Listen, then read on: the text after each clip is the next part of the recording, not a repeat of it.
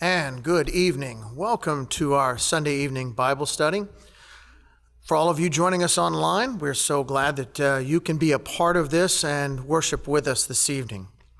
Tonight, as Mark alluded to, we're going to go back to a series that we started way back in the beginning of the year, back before pandemics, shutdowns, before quarantines, before social distancing and masks. We began a study covering the Sermon on the Mount, and a number of men came up and presented lessons on sections of the scriptures within that sermon. And so tonight, we're going to get back to that particular study. And we're going to be in Matthew chapter 5 tonight. So if you have your Bibles or your Bible app and you want to follow along, please join us in Matthew chapter 5, and we'll get there in just a moment. Now, before we actually get into the section of scriptures that I'm going to cover tonight, what I would like to do is I would like to take us back and just kind of set the scene, and let's remember where we've come from, because it has been a while since we've studied this. So I want us to go back and I want us to take a look at the scene. And I want you to picture this, if you will. Picture Jesus going to the hillside and sitting down on this hillside, and his disciples are gathering around. So these are people that he has already called to start to follow him. Now, these people have already heard a little bit about Jesus, and he may have even picked up a few other followers along the way that may have heard some of the things you've said, and they realize that something's different about him. You know, he's teaching things I've not heard before, and I want to hear more of this. But the majority of the people that are following him around, that are now gathering below him as he gets ready to preach this sermon, the majority of these people may be people that have never heard him before. They may have heard of him. They may have heard that he is teaching something new, something unique, and he's not like any teacher they've heard before. So a lot of these people are very curious. They're seeking out. They want to see, what is this Jesus all about? And so that's the scene that we come to as we begin chapter 5 in this particular sermon. Now, our Bibles do a great job of helping us to study. One of the ways in which we do that, of course, is through breaking everything down in chapters and verses. But another thing our Bibles do oftentimes to help us out is by breaking down sections of Scripture into various topics and subject headings. So you might have a group of 6 or 8 scriptures with a little subject heading that just talks about what that group of scriptures is about. And which is great. It's helpful for study. It helps us to narrow down and focus on a particular set of scriptures if we're wanting to study a particular topic. However, in this particular case, I think it's doing us a little bit of a disservice, because it's very easy to look at those sections and see those as like, oh, these are completely different thought process. Here's a section on this, and then here's a section on this topic, and then here's a section on this topic. But what I want you to understand and remember is that this is Jesus preaching one sermon. So this is a consistent stream of thought going through chapter 5 and on into chapter 6 and 7. And so I want you to understand it, because I want you to see, and we're going to see this tonight, how it's all connected. And so Jesus, right out of the gate, he gets their attention.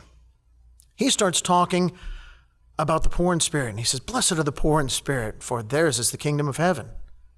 And then he goes on to identify a number of other things. And my clicker's not working. There we go. He identifies a number of other things that we commonly refer to as the Beatitudes. Now, these traits or qualities that people have, such as the meek, such as the peacemakers, Jesus is identifying these things. These are some qualities that have merit. These are the kind of people that I'm looking for. Now, right off the bat, that is something that is unique to these people, something they maybe haven't heard before, because if you think about it, a lot of these qualities that he identifies in this section of verses are things that maybe society doesn't usually value, maybe even look down on. But Jesus is saying, these are actually the kind of people that I'm looking for. So then he takes that and he transitions from that right in to his next section. He starts talking about salt and light. And he is using that as an analogy for his expectations for people that are going to follow him. He is saying, by using salt, talking about how it is something that adds flavor, something that that preserves, and it's something that's very valuable in that society. And then he goes into the discussion about light and letting your light shine, talking about the concept of the light being something bright that people can point to or can identify. And he's using this to describe, in essence, his expectation for people that are going to follow him. Now, he's already identified earlier in this chapter the types of people he's looking for. And remember who his crowd is. Remember who his audience is around him. These are people very often that may not have heard him speak yet. So this is a call for followers. And he is calling to them and he's saying, these are the kind of people I'm looking for. And if you're going to follow me, here's the expectation, is I want you to be the light of the world. I want you to be the salt of the earth. In other words, I want you to be different from the rest of the world. The world is full of darkness. The world is full of blandness. I want you to be different, to be better. And so as followers of me, then you can do that. And through you being different, people will then see me. And so this is the call that he is giving, the challenge he is giving to them. So he is setting up everything else that he is going to present going further. And even a little bit further in that section of verses there, he talks about why this is. What's the importance of pointing people to him because of who he is? And there's some allusions to what he's going to do in his ministry. And then we go into another section of verses, which I'm not going to spend too much time on because honestly, Alan is going to cover some of that next week. There's a section of verses here where Jesus is continuing that thought process, and he's talking about going above and beyond just the bare minimum. And in doing so, he contrasts the idea of following the letter of the law versus examining your heart in some matters. And so what he's doing here is he is setting people up to understand that I want you to do more than just the minimum. My followers are going above and beyond, which you're going to find in the section of verses that we're going to cover tonight is a concept that he revisits when he gives his examples.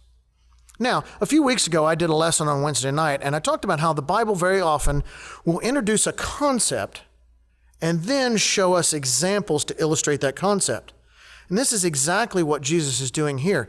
He has given us some concepts in the first part of chapter 5. Now, going forward, he is going to then present us with some examples to help illustrate what he's talking about.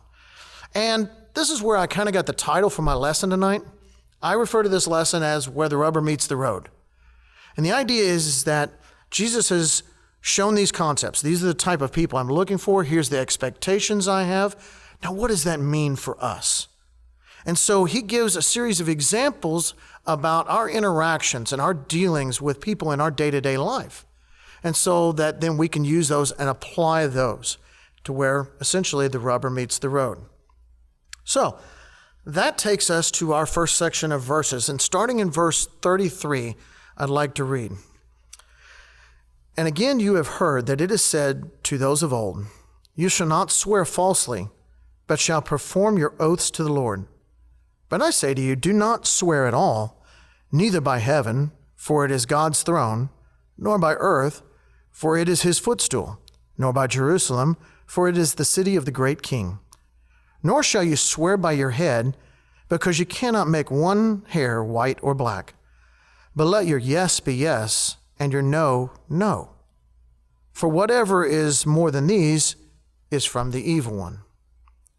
Now, in this first example, what Jesus is doing is he is challenging a practice of the time.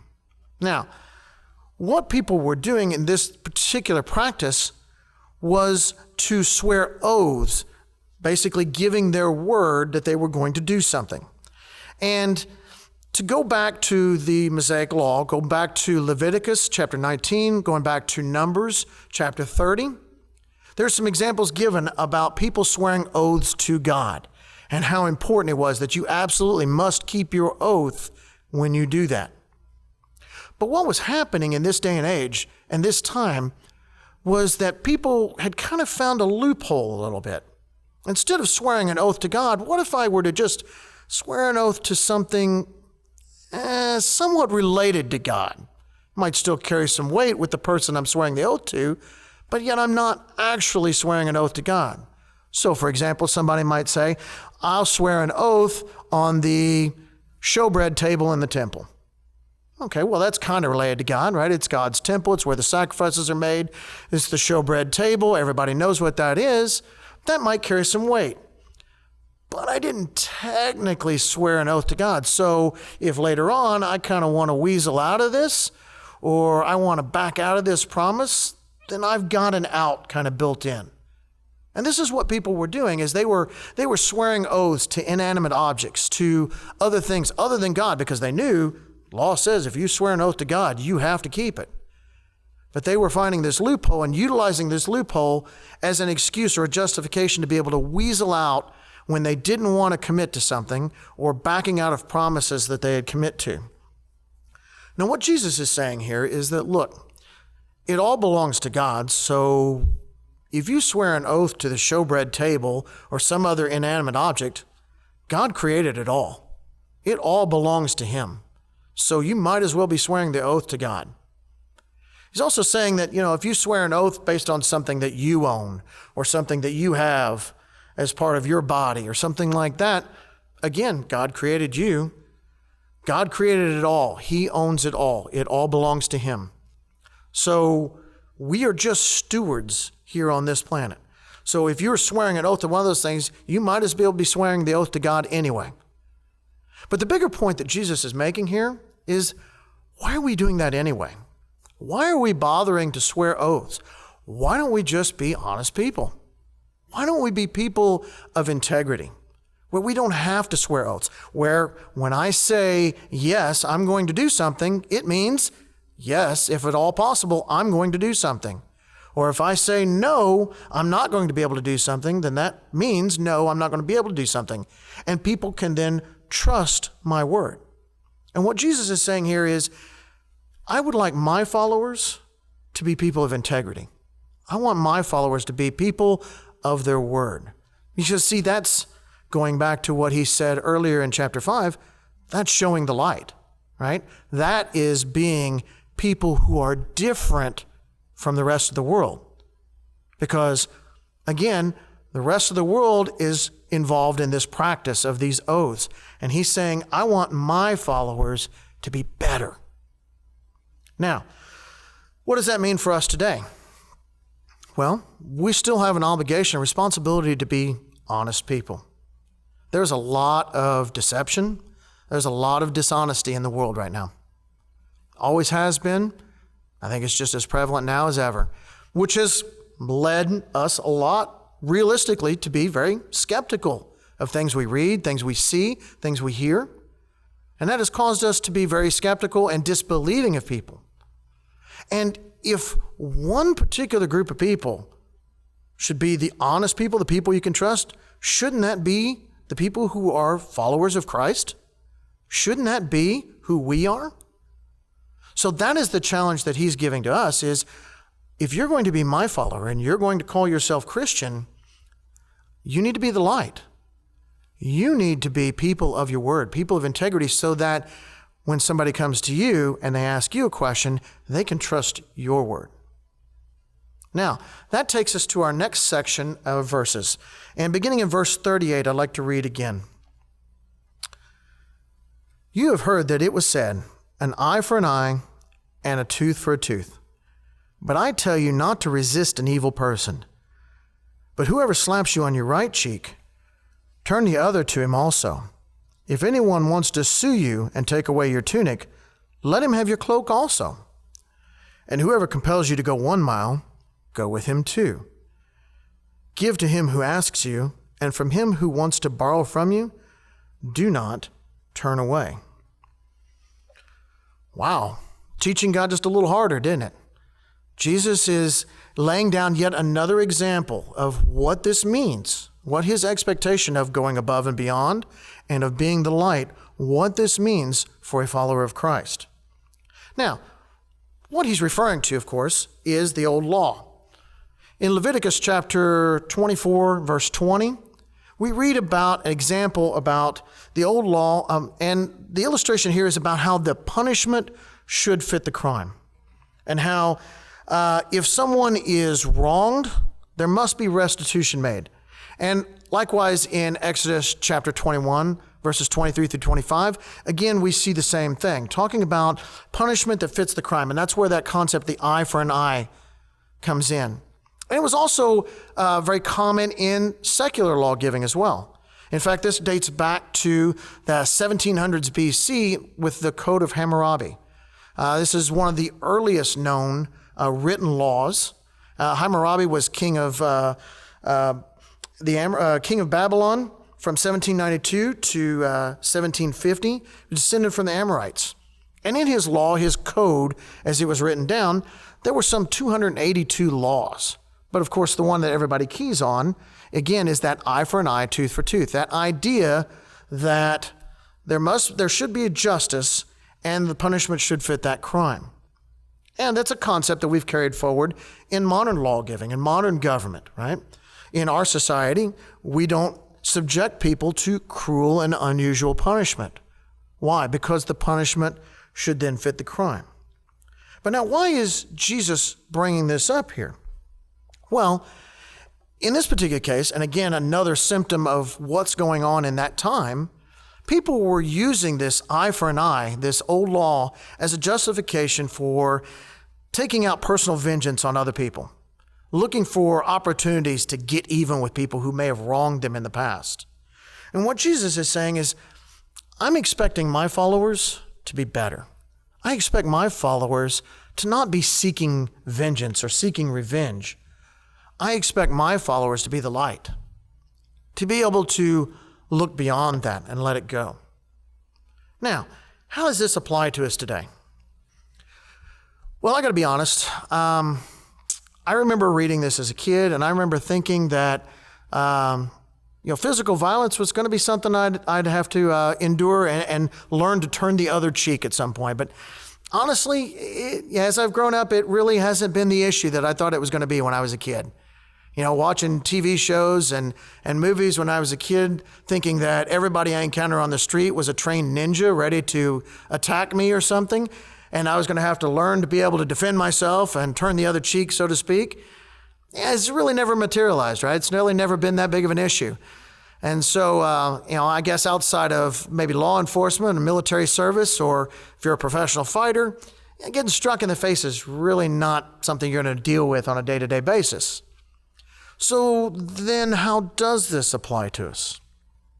Well, let's talk about verbal assault. We know that people can be very cruel and they can be very hateful and hurtful with the things they say. And in essence, that is a type of assault. People will sometimes say things with the intent to hurt.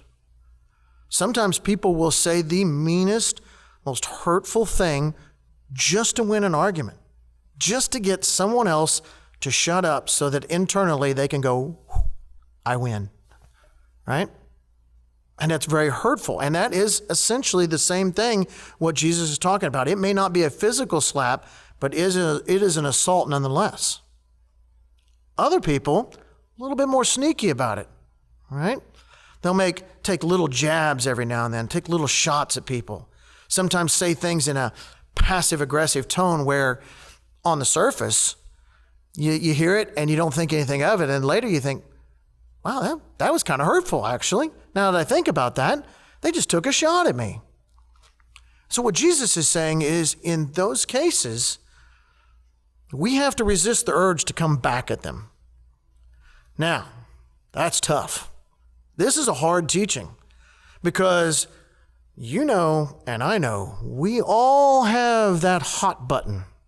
We all have it. And we all have that one person in our lives, be it a coworker, a friend, a family member, who knows right where it is. And they know right how to hit it. And when they hit it and they go, it's your instinct, your blood pressure goes through the roof, and your instinct is to go right back at them. And Jesus is saying, whoa, that's not the way. That's not what I want. I want you to turn the other cheek in that case. And that, my friends, is tough. That is a hard teaching. Now, where else do we see this? I got to tell you, and it's disheartening, but where I see this most common is in the digital world and our online presence. Brothers and sisters, it's unfortunate and it's very concerning, some of the things that I see posted and shared online by fellow Christians and how that applies to what we're talking about here. Whether it's comments related to something someone else has put out there, whether it's jumping into an argument, maybe starting an argument online with somebody through text and messages, or whether it's sharing jokes, memes, news articles, and things like that that are, well, let's face it, they're designed for two purposes. One, they're designed to get approval from people who agree with you. They're designed to get those likes and those shares and those retweets or whatever social media platform you're using.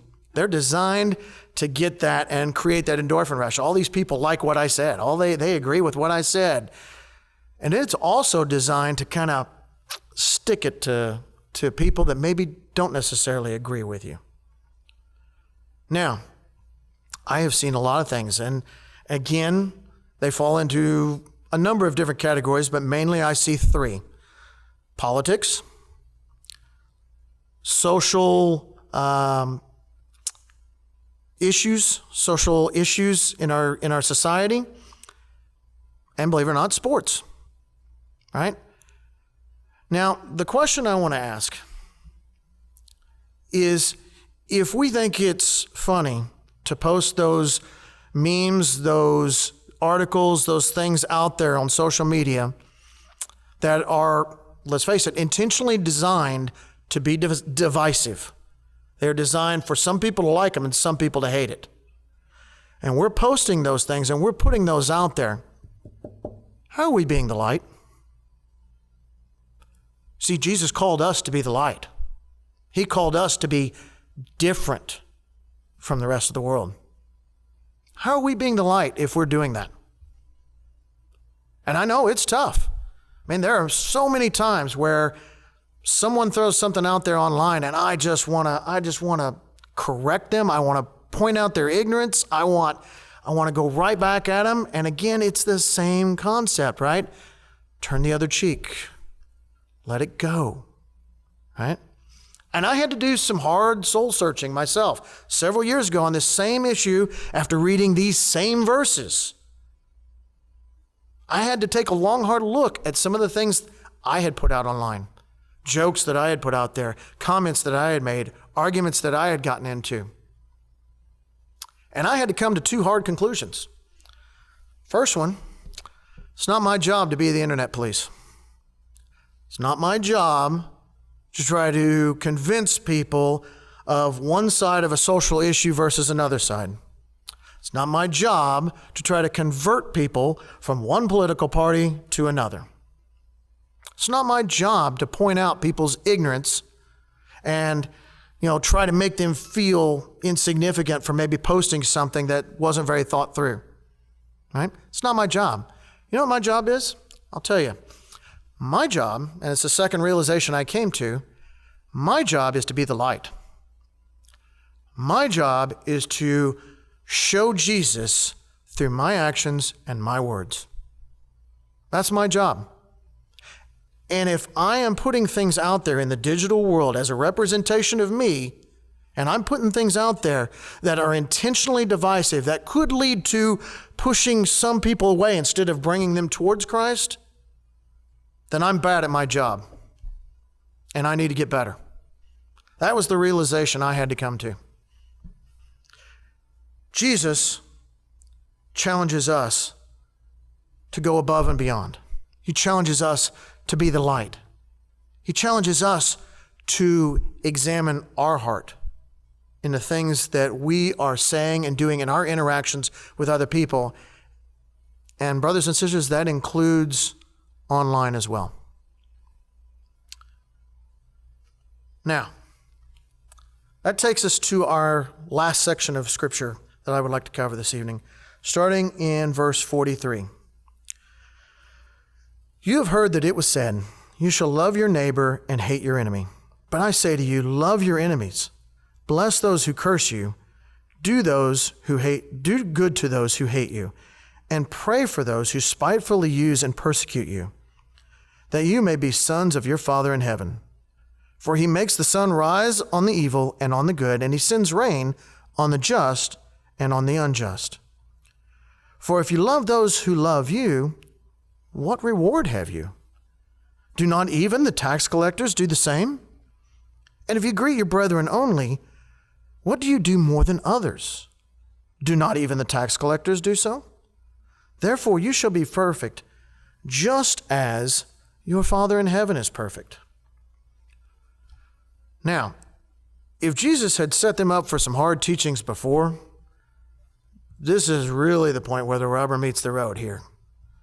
This is probably the hardest teaching of all. I have to do what? Love my enemies? Pray for them? Oh, that's a hard teaching. You know, we talk about the Sermon on the Mount as being revolutionary, and it was. You have to imagine the people that are gathered around him at that point, when they hear this, this is different than anything we've ever heard before. And again, what Jesus is challenging is something that people were doing in society. People were looking to clearly define who's my neighbor. We see this in Luke chapter 10, verse 29, as the Pharisee asked Jesus, who exactly is my neighbor now? So in other words, who is it that I have to love and care about and be concerned about? And then I'll do that, and then I'll deal with the rest of you later. That's essentially what they were doing. I'll use my eye for an eye mentality for the rest of them. But Jesus is saying, no, I need you, if you're going to follow me, I want you to love your enemies and pray for them. And what Jesus is saying is that for loving people who love you, that's easy. Anybody can do that. His example is even the tax collectors can do that. Tax collectors, these people who are the most reviled of your society, they even get that right. That's easy. But going that extra mile, right? Going above and beyond the bare minimum, loving people who aren't necessarily nice to you, loving people who don't necessarily have your best interest at heart. You see, what Jesus is doing here is he is setting these people up for a concept of true discipleship. Now think about, he has this multitude gathered around him, people that he is calling to follow him. Now, what is he going to ask of these followers in the very near future? He's going to be asking of his followers to then go out and to share the message, right? To tell others about him, to bring others to him. If these people that he is talking to here are only focused on this narrow little group of people whom they consider their neighbor, they're not going to be very effective at their job, are they? They're not going to be reaching out to everyone. And that's what Jesus is trying to get across here, is I want you to have a genuine concern for the eternal well-being of everyone, even if these people aren't necessarily people you like to be around, even if these people aren't necessarily nice to you. He wants you to see value in everyone, even your enemies. Now, this is where I digress, and I'm going to talk a little bit about what I do at work. My job right now is to help train in newly hired team members when they come into our company. And we put them through a 3-week orientation. The first week is mostly policy stuff, but the second and third week, I spend a lot of time with them, training them on things that they're going to need to know to do their job. But also I spend a lot of time training them in areas of social interaction, working together with people, teamwork, conflict resolution, things like that. Because my company sees a lot of value in training people to be able to work together, because it's one of our foundational goals is respect for people. And so if we can help develop that mindset early on, my company sees a lot of value in that. So to that end, one of the classes I teach is a 4-hour class on diversity. Now you might be thinking, oh my goodness, you have to teach 4-hour class on political correctness. Yeah, it could go that way. You could teach it that way. because oftentimes corporate diversity is very similar to political correctness. But that's not how we teach that. In fact, I, myself, and the other trainers, we tend to challenge our groups. We say, look, I am more than willing to have difficult and uncomfortable conversations as part of this class, so long as we can do it in a respectful manner, right? We're not going to belittle or denigrate any particular individual or group of people or anything like that. And I want you to understand that we may not come away from this agreeing. We may learn from each other, but we may not come agreeing on various particular issues. But as long as we can do so with a healthy and mutual respect for each other, we can do that. We can agree to disagree. And so usually that's the way the class wants to go. And so we're able to actually get a lot out of it that way because we have what I call true discussions on diversity. And to be honest, I've learned a lot through this class, through teaching this class. And one of the things we do to kind of emphasize some of these points is an activity. And there's an activity in this class that, to be honest, is a little tough. It's a group activity that really challenges how you see people, how you look at people. And I've had some team members that have really struggled with this particular activity. But last fall, I had a gentleman in my class that when we got finished, he summed up this activity so well that it really stuck with me, and I've used it ever since. Now, this gentleman is somebody who was a military veteran and had actually served in combat situations. And he told me, he said, this activity kind of reminds me of the military a little bit. I said, really? How so? He said, well, if you are in a life and death situation and there are people trying to kill you, and you have somebody over here and their job is to have your back and your job is to have their back. And you have this person over here who essentially is trying to help keep you alive. You don't care what color they are. You don't care what gender they are.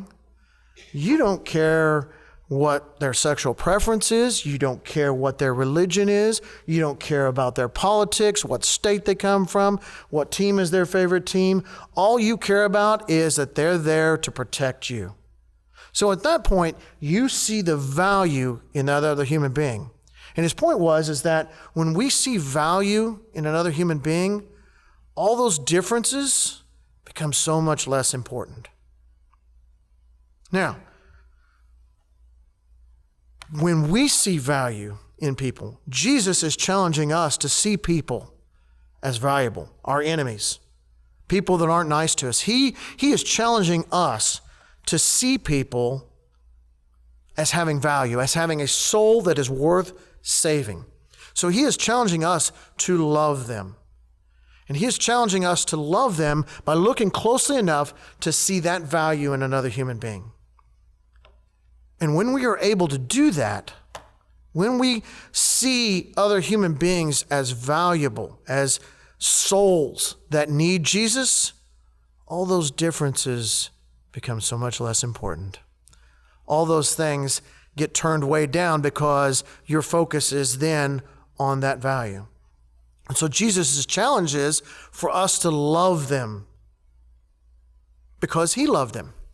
Well, Jesus, how did you love him? Well, Jesus gave his life for him, just like he gave his life for us. And they need to know about Jesus. And so if we love them, we are then looking at them and seeing them as someone who has value, who has a soul that needs Jesus. If we only care about the people who love us, our family and our friends, well, then we're narrowing our focus too much. And Jesus doesn't want us to do that. His point is your neighbor is everyone, right? Now, we've completed through this particular set of scriptures that we wanted to cover this evening, through the end of the chapter. So what kind of conclusions do we bring if we go all the way back to the beginning of chapter 5, where Jesus began this sermon, and bring it forward to where we are now? Because Jesus has given, again, 3 examples here about how the concepts that he set before, this is what it means for you in your life. And so Jesus is calling his followers to be different from the world.